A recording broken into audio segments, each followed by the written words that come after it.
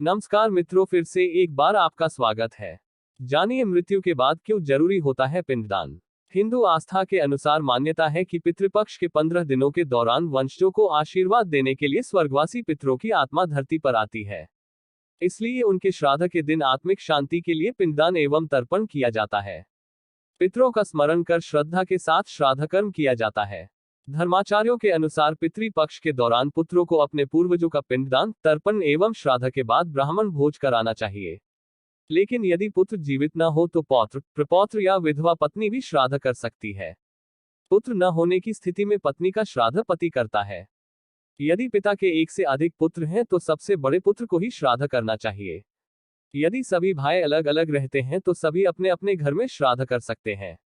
संयुक्त परिवार के रूप में यदि सभी साथ रहते हैं तो एक ही जगह श्राद्ध करना चाहिए। यदि किसी का पुत्र नहीं है तो दिवंगत व्यक्ति का भाई या उसके पुत्र या परिवार के अन्य लोग भी श्राद्ध एवं पिंडदान कर सकते हैं। यदि कोई भी उत्तराधिकारी नहीं है तो प्रपौत्र या परिवार का कोई भी व्यक्ति श्राद्ध कर सकता है। तर्पण और पिंडदान सिर्फ पिता के लिए ही नहीं बल्कि समस्त पूर्वजों एवं मृत परिजनों के लिए भी किया जा सकता है। गरुड़ पुराण में भी है उल्लेख। गरुड़ पुराण में कहा गया है कि जिस मनुष्य की मृत्यु होने वाली होती है वह बोलना चाहता है लेकिन बोल नहीं पाता। उस समय शरीर से अंगुष्ठ मात्र अंगूठे के बराबर आत्मा निकलती है, जिसे यमदूत पकड़ लेते हैं। यमराज के दूत उस आत्मा को पकड़कर यमलोक ले जाते हैं। उस जीवात्मा को रास्ते में थकने पर भी यमराज के दूत डराते हैं और उसे नरक में मिलने वाले दुखों के बारे में बार घटाव बार बताते हैं। यमलोक 99,000 योजन दूर है। वहां यमदूत पापी जीव को थोड़ी ही देर में ले जाते हैं। इसके बाद यमदूत उसे सजा देते हैं। इसके बाद वह जीवात्मा यमराज की आज्ञा से यमदूतों के साथ फिर से अपने घर आती है।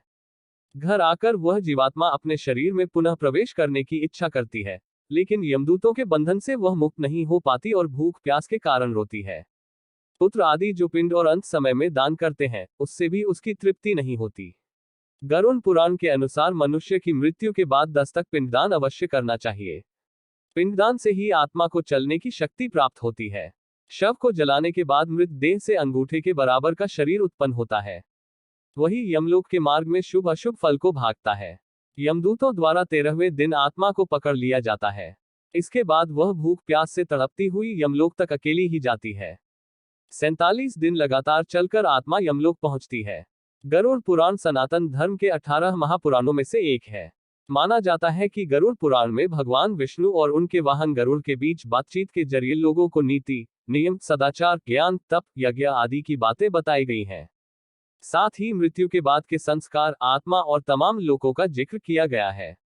गरुड़ पुराण में मृत्यु के बाद शरीर के अंतिम संस्कार से लेकर पिंडदान और 13वीं तक का महत्व बताया गया है। यहाँ जानिए कि मृत्यु के बाद पिंडदान करना क्यों जरूरी है। गरुड़ पुराण के अनुसार मृत्यु के बाद मृत व्यक्ति की आत्मा 13 दिनों तक अपने परिजनों के बीच ही रहती है। वो फिर से शरीर में प्रवेश कर जाना चाहती है, लेकिन वो ऐसा नहीं कर पाती। इस दौरान आत्मा भूख और प्यास से तड़पती रहती है और रोती है। इस बीच 10 दिनों तक आत्मा को उसके परिजनों द्वारा जो पिंडदान किया जाता है उससे उसका सूक्ष्म शरीर बनता है, जो एक अंगूठे के बराबर के आकार का होता है। यही सूक्ष्म शरीर 13 दिनों बाद फिर से यमलोक की यात्रा को तय करता है और वहां के शुभ और अशुभ फल को भोगता है। पहले दिन के पिंडदान से मूर्धात सिर, दूसरे दिन से गर्दन और कंधे, तीसरे दिन से हृदय, चौथे दिन के पिंड से पीठ, 5वें दिन से नाभि, छठे और 7वें दिन से कमर और नीचे का भाग, 8वें दिन से पैर, 9वें और 10वें दिन से भूख प्यास आदि उत्पन्न होती है। इस पिंडदान से आत्मा को बल प्राप्त होता है जो उसे यमलोक तक की यात्रा करने में सक्षम बनाता है। इसलिए गरुड़ पुराण में मरने वाले व्यक्ति के लिए 10 दिनों तक पिंडदान जरूरी बताया गया है। माना जाता है कि जिस व्यक्ति के परिजन उसके लिए पिंड दान नहीं करते, ऐसे लोगों की आत्मा को यमदूत 13वें दिन घसीटते हुए यमलोक तक ले जाते हैं। ऐसा व्यक्ति प्रेत बनकर इधर उधर भटकता रहता है। पिंडदान के बाद 13वीं के दिन जब मृतक के परिजन 13 ब्राह्मणों को भोजन कराते हैं तो आत्मा को प्रेत योनि से मुक्ति मिलती है। अगर वीडियो पसंद आया हो तो लाइक करें, शेयर करें और कमेंट में जय श्री राम लिखिए और हमारे चैनल को सब्सक्राइब करिए।